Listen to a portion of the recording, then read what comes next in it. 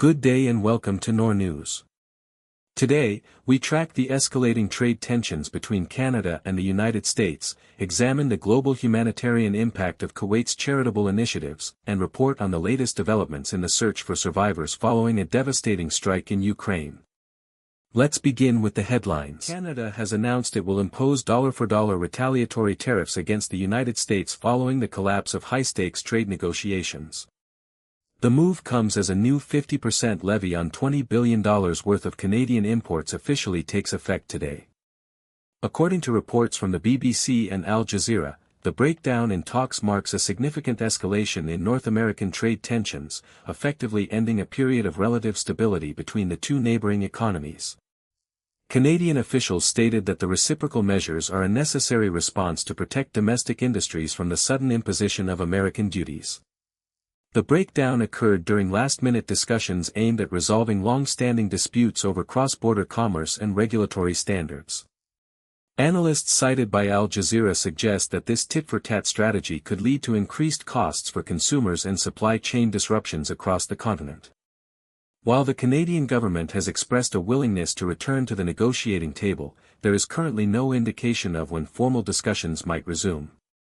The situation remains fluid as both nations assess the immediate economic impact of these tariffs, with global markets closely monitoring the potential for further protectionist policies that could affect broader international trade relations in the coming weeks. Kuwaiti humanitarian initiatives are expanding their global reach, shifting focus from immediate emergency relief toward the development of sustainable infrastructure in vulnerable regions. According to CUNA, the nation's charitable organizations are currently implementing long-term projects across Africa, Asia, and the Middle East, including efforts in Zanzibar, Yemen, Gaza, Chad, and India. These programs prioritize education, healthcare, and water security to foster stability in communities facing systemic hardship. Under the Kuwait by Your Side campaign, local organizations such as the Nama Charity of the Social Reform Society are establishing permanent facilities, including educational complexes, orphanages, and vocational schools. Abdulaziz Al-Kandari, deputy CEO of Nama Charity, stated that these interventions are designed to create lasting impact by combining urgent food and medical distributions with foundational community development. By investing in human capital through schooling and local resource management, Kuwaiti Aid aims to move beyond temporary assistance to provide pathways for self-sufficiency. These efforts reflect a broader strategic shift in Kuwaiti philanthropy, which increasingly emphasizes the creation of safer, more stable environments for populations in need. The ongoing projects in Zanzibar serve as a primary example of this model, where integrated educational and humanitarian hubs are being utilized to address the root causes of poverty and displacement in the region. Oman national cricket team head coach Kulkarni has declared the squad's recent tour of Goa a strategic success, noting that the series provided essential development opportunities for his players. According to the Times of Oman, Kulkarni emphasized that the tour served as a vital experiment that allowed the coaching staff to test new tactical approaches and evaluate player performance under competitive pressure. The head coach stated that the experience gained during these matches has been instrumental in refining the team's preparation for upcoming international fixtures. Kulkarni highlighted that the primary objective of the Goa visit was to expose the squad to varied playing conditions and high-intensity scenarios, which he believes have significantly bolstered the team's collective confidence. While the tour presented various challenges, the coaching staff remains satisfied with the technical progress observed across the roster. The team is now expected to integrate these lessons into their broader training program as they look toward future regional tournaments. This assessment from the coaching leadership underscores a commitment to long-term development as Oman continues to strengthen its position within the competitive cricket landscape.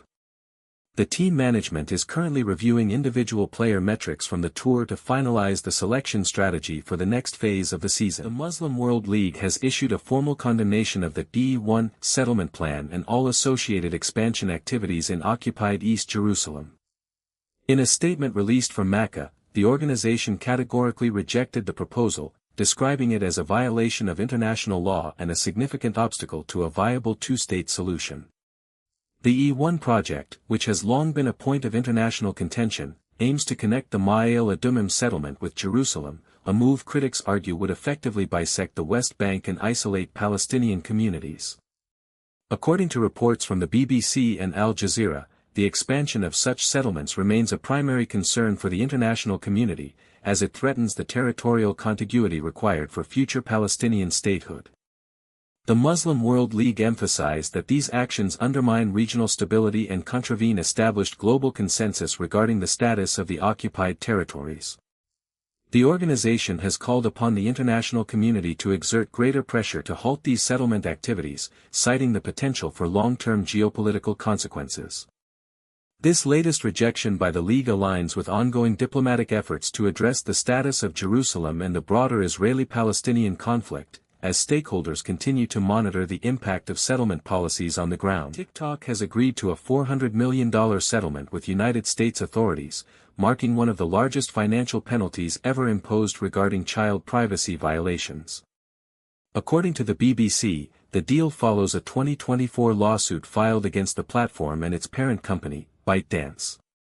The legal action alleged that the company systematically collected vast amounts of personal data from millions of users under the age of 13, violating established federal protections for minors online. The settlement addresses claims that the platform's data harvesting practices bypassed existing safety protocols, effectively tracking younger users without the necessary parental consent or robust age verification safeguards.